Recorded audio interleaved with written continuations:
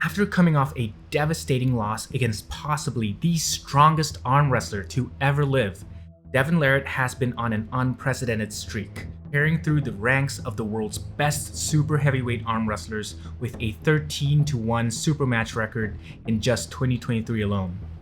Over the past few years of his arm wrestling career, we've seen him hone his style into the sharpened blade we see today. In this video, I want to explore how I think Devin Larratt may have developed the perfect top roll.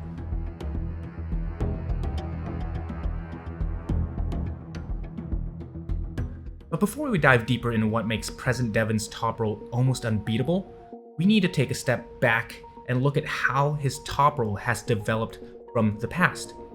In the days of WAL, Devin Larratt was beginning to make his arm wrestling comeback from 2 elbow surgeries on his right arm.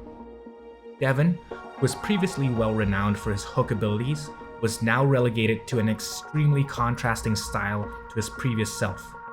It was in this era where we saw the birth of King's Move Devin. Due to the limitations as a result of his elbow surgeries, Devin lacked that strength and conditioning he previously had to execute an effective inside move. As a result, his style transformed into something similar to that of another famous arm wrestler, Michael Todd. In fact, the super match between Michael and Devin in WAL 406 served to show just how similar their styles have become. But with Devin losing that match, some critics started to view Devin as just a worse Michael Todd at that point. His next several matches against opponents like Dave Chafee and Todd Hutchings only served to strengthen critics' opinion on how ugly his style has become, with many calling into question even the legality of his style. Then, in late 2019, COVID struck and WAL went dark. And there was yet another dry spell in Devin's arm wrestling career. That is, until 2021. On May 28th, 2021, at King of the Table in Dubai, Devin Larratt was set for a rematch against Michael Todd once more in the 3rd match of their trilogy. It was at this event where I believe we saw the emergence of Devin's perfected top roll. This was a different Devin from any version the world had ever seen before. This Devin did not go under the table. He stood up tall, he was on the offense from the get-go, and his wrist was not compromised. That last point, I believe, was the key pivoting factor that transformed Devin's ugly King's Move into the perfect top roll of the current version of Devin we see today. I believe that between 2019 and 2021, something changed in Devin. Whether it was his training style or just that he had more time for recovery, Devin's wrist got much stronger. When talking about arm wrestling styles, for the top roll, the most obvious strengths displayed are pronation and to a lesser extent rising. After all, the key defining characteristic of a top roll is attacking your opponent's fingers and wrist, which is exactly what pronation and rising does. So intuitively, one would expect that as a top roller, you should keep your focus on these 2 fundamentals to improve your top roll. But despite all his videos showing and promoting his rising and pronation lifts, I believe that Devin already had great rising and pronation before. That wasn't the problem, that wasn't what was holding him back. The main difference I saw between the WAL Devin and the current Devin is that now he's much better able to maintain his cup compared to in the past. Even if his wrist may kick back ever so slightly at times, he always manages to regain his cup and thus allowing him to secure an extremely dominating position over his opponents. This allows him to transition into almost any position he needs to finish the match. Another arm wrestler who I think also has a very similar style is another legend of the sport, Tsvetan Gashevsky.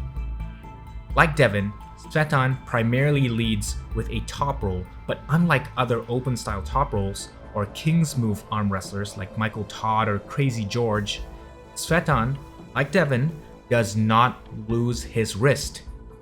And I believe that being complete, in the sense of being strong in all 3 hand-based fundamentals, aka rise, cup, and roll, is necessary to have a perfect top roll. But of course, a perfect top roll does not mean it's unbeatable. We have seen guys like Levon just being able to overpower Devin, or Viktor Shevchenko being able to shut down the move just by being outright faster at the start.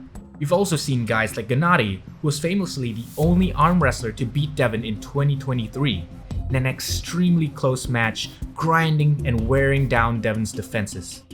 While having a perfect top roll does not mean you're unbeatable, what it does mean is that there is no direct counter to your move. Traditionally, top rollers are directly countered by the flop wrist press. However, for someone with a perfected top roll, this is not necessarily the case. Thanks to having a strong riser, the perfect top roller is able to maintain their height and deny the pronation of the flop presser, effectively canceling out their ability to engage their press fully. In a top roll versus top roll situation, because the perfect top roller has all three fundamentals as opposed to their opponent's one or two, their opponent will be the one who immediately fights from a disadvantage and has to use more effort to overcome whatever fundamental they're lacking. And against the hook, because of the leverage advantage that the perfect top roller has already secured, even if they get turned into a hook, they're still in a great position to execute a high hook, putting their opponent into a compromised defensive position with their palm facing up, all thanks to the cup. This is also a less efficient position to be in, and the perfect top roller will be able to engage more of their musculature and frame to isolate the bicep of their opponent. As I've progressed further and further into my arm wrestling career, it's become more and more apparent to me how important it is to be a complete arm wrestler. At the intermediate to advanced level, it's completely fine to have just one or two really strong fundamentals and have those compensate for your weaknesses. But to become truly elite, you have to be strong everywhere. As Master Svetan said, my opinion is the best is in the middle. I think in the middle is the perfect style. You have a chance to stop him everywhere.